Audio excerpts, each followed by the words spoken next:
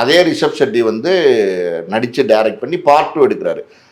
First part வந்து பெரிய வெற்றி அடைஞ்சதுனால இந்த பார்ட் 2 வந்து இப்போ ப்ரொடக்ஷனில் இருக்குது. ஒரு காளி, நம்ம ஊரில் காளின்னு சொல்லுவாங்கள்ல, அந்த மாதிரி வந்து ஒரு உக்கிரமான ஒரு அம்மனுடைய கதை. அதாவது வந்து ஒரு சாமி கதை. அது ஆக்சுவலி அதை பேஸ் பண்ண கதை அதில் நடக்கிற மாதிரி. அந்த கதையில் பார்த்தீங்கன்னா இன்றைக்கி இந்த படம் எடுத்துகிட்டு இருக்கும்போதே பார்த்தீங்கன்னா சமீபத்தில் 2 நாளைக்கு முன்னாடின்னு நினைக்கிறேன், பிஜுன்னு ஒரு நடிகர், அவர் வந்து இப்போ ஷிமோகா பக்கத்தில் வந்து படப்பிடிப்பு நடந்துகிட்ருக்கு.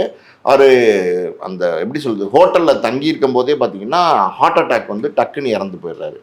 இதுதான் ஃபஸ்ட்டு தரமா, இவர் மட்டும்தான் இப்போ இறந்துருக்காரு அந்த படத்தில் அப்படின்னா இல்லை. இதுக்கு முன்னாடி பார்த்தீங்கன்னா இந்த படத்தில் நடிச்சிட்டு இருக்க இன்னொரு நடிகர் ராகேஷ் பூச்சாரின்னு ஒரு நடிகர். அந்த நடிகர் பார்த்தீங்கன்னா அவருடைய ஃப்ரெண்டோடைய திருமணத்துக்கு போகிறாரு.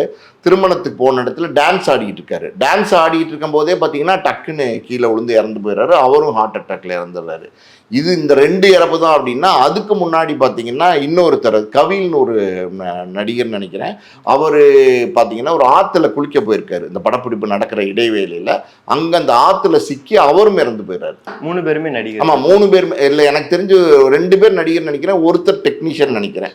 ஸோ தொடர்ந்து பார்த்தீங்கன்னா காந்தாரா பார்ட் 2ல் வந்து இந்த மாதிரியான விபத்து, இதனால் வந்து மரணமே ஏற்பட்டுருது. என்ன காரணம் அப்படிங்கிறது வந்து இப்போ பெரிய சர்ச்சையாக பேசிகிட்டு இருக்காங்க.